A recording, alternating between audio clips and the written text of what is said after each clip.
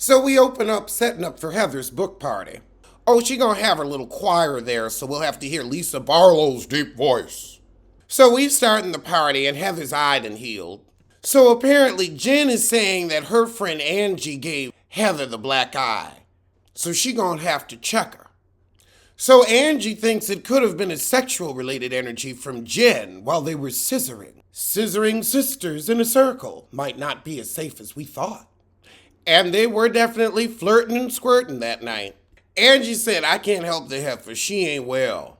Meanwhile, the Shaws go over and ask Angie and her husband for an apology, but he didn't put up any lies since the heifer pleaded guilty. So he apologized, but he don't mean it.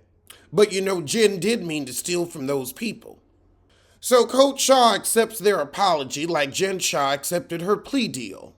Oh, this off-key singing. That's not right. That's not right, and it's not holy.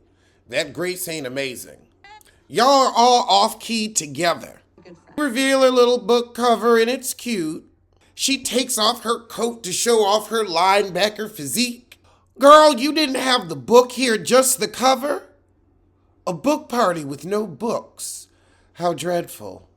Oh, God, so now Whitney says she ain't talked to Jen since San Diego.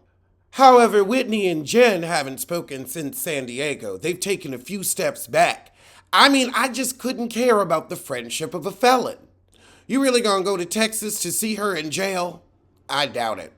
I don't even think she could get a bill on her book from you. You got a little commissary coin for her.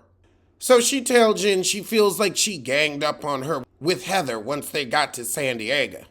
So now Meredith comes over to engage. Whitney tells Jen one-on-one you're amazing, but in a group you're a nightmare. And a thief. Well, more of a grifter. Lisa said, I felt like that too, that you ganged up on me. Angie says, well, everybody's having feelings about you, Jen. And Jen says, well, Angie, I'm talking to Lisa right now. Oh, Angie's like, nope, this is my confrontation. Let's stop talking about the trip. Heather sees the heifers have gathered and she tells her sister to go spy. So Angie says, well, you know, you've been spreading rumors that I gave Angie the black eye when it was yours squirting and flirting. That caused her hurting. Lord, so she called Coach Shaw over and Angie says, this woman gets abusive and violent to women like me, Whitney, Heifer. Oh, wow, she questions her suicide attempt.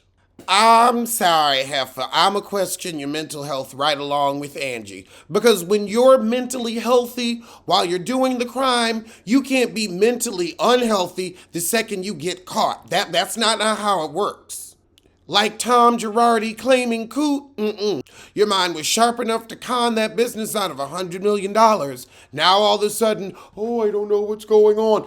Then you wouldn't have known what was going on to steal, thieve, and connive.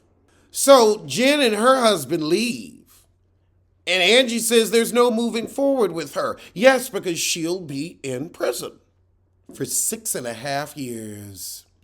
Wait, it's only been a half hour. How are we having the cut to Heather's finishing her book? I know they didn't just give us a half hour. Okay, so 3 months later, we head to Jen's trial. Oh, God, the mama gonna say you'll be innocent, girl. You know full well your daughter is a lie and the truth ain't in her.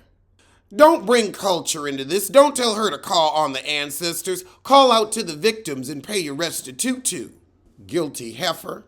So now we got Jen and Heather there for support. So now Jen asking Heather to look out for her family while she's in the hoosegow. You could have been looking out for your family by not stealing. Works for me. So do these heifers know she gonna plead guilty yet? They dropping by her hotel room. Lisa gonna say, oh, she's really scared. She's not scared, she's guilty. So I forgot Coach Shaw was a lawyer, so he's been trying to help his wife. He has to know she guilty. If I were him, I would feel betrayed and broke. So Meredith said, well, at this point, nobody's doubting that the scheme happened because everybody else done pled guilty. However, what was Jen's involvement? She was the head thief, the star stealer. The barrenness of bamboozlement. So Seth asked Meredith and Heather, "You ever ask if she was guilty?" Heather said no, because she told me she was innocent, so why not just support? Meredith said, "I don't want to know what happened while there was an open case. I can have to testify. I'm disengaging."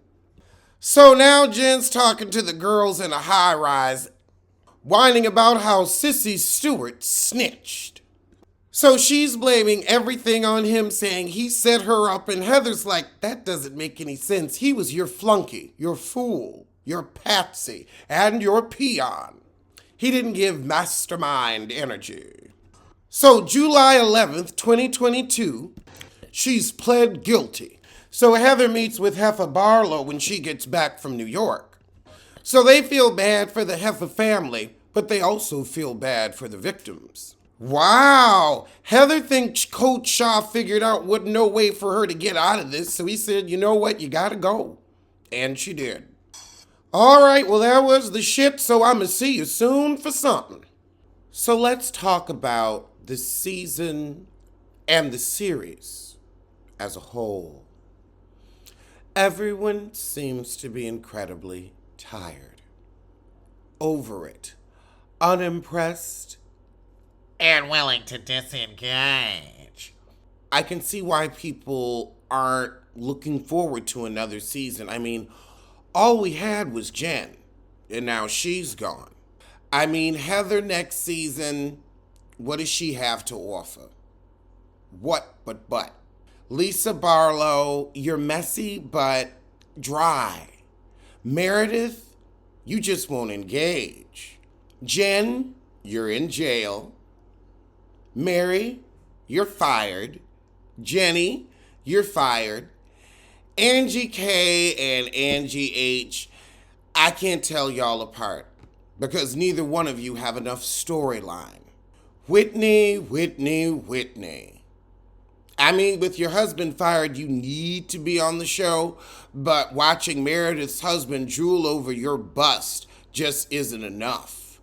I mean, they don't have anyone interesting in Salt Lake City? Apparently not. I mean, it's a small pool. And they just failed. Casting has failed. Maybe they need not a new city, but a new casting team.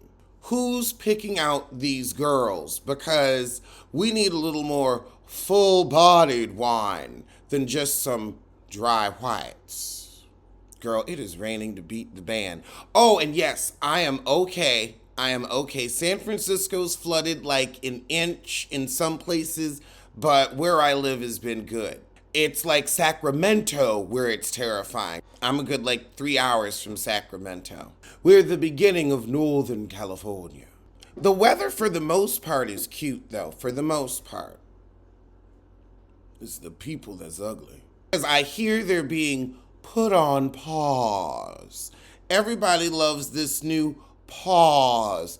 I think it should be called a refresh. They need to refresh the show like these girls refresh their faces. I could see them taking a full year off to recast everybody. We still don't know what's happening with New York. Beverly Hills is giving us new information every day, so I will keep you posted in this casting catastrophe.